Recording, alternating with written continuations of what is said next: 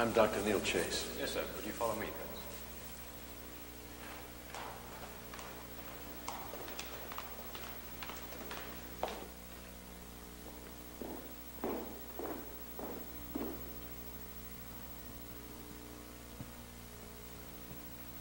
I'm General Hanley. Thank you for coming. Would you care for a drink?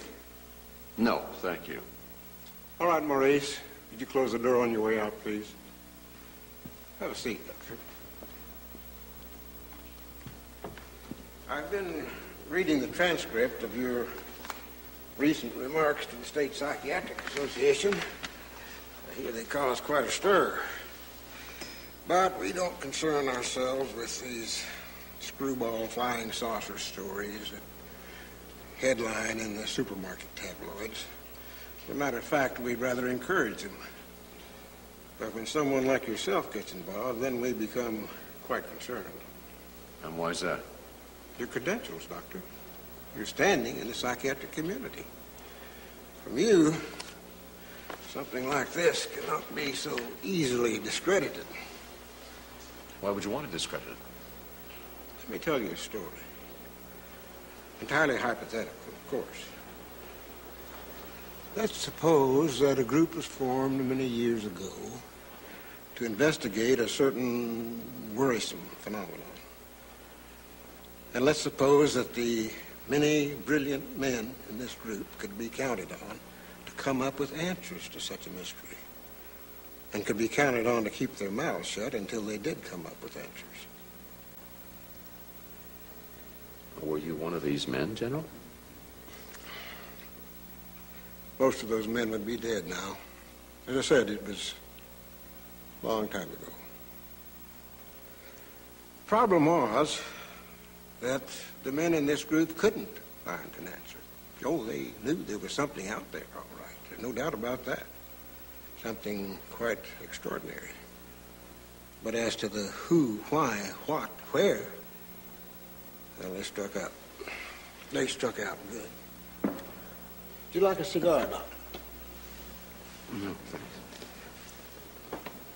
So, the president who had formed this group made a decision to hide its existence, make it an ongoing black project.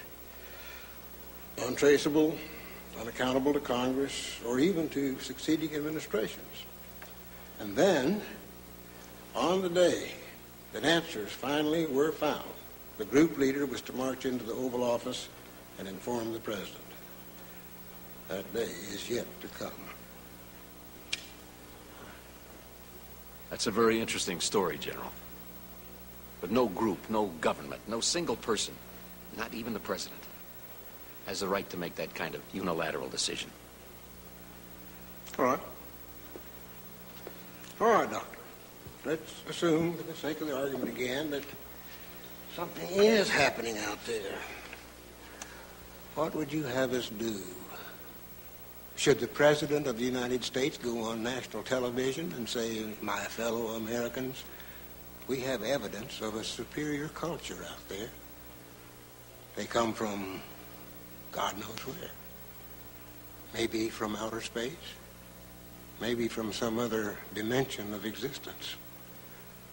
They are abducting our citizens on a regular basis, conducting experiments on them, collecting specimens of our ova, our sperm. They have been impregnating women and then later invading those women's bodies again and stealing the unborn fetuses for reasons we can only imagine. Our world, my friend, is based on the premise of a 30-year mortgage. You and I can close our eyes and go to sleep at night because we're pretty sure that the world we know today will be there tomorrow and the next day and the week after that. So I repeat, Doctor, until the day comes when we know what we're dealing with, until we can give solid answers, the policy of this government remains nothing is out there. It's just science fiction, the domain of a very rabid lunatic fringe.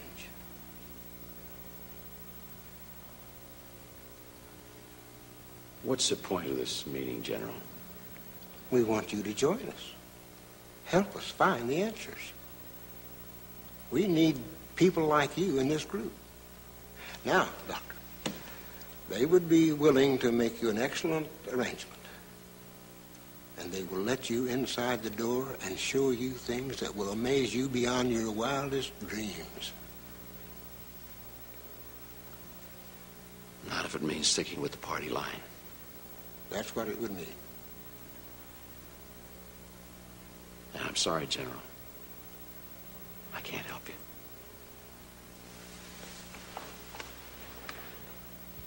Now, unless there's anything else. You're being very foolish, sir. Perhaps. But that's the way I feel about it. Thank you, General. Dr. Chase, I'm afraid you're going to be a very lonely man.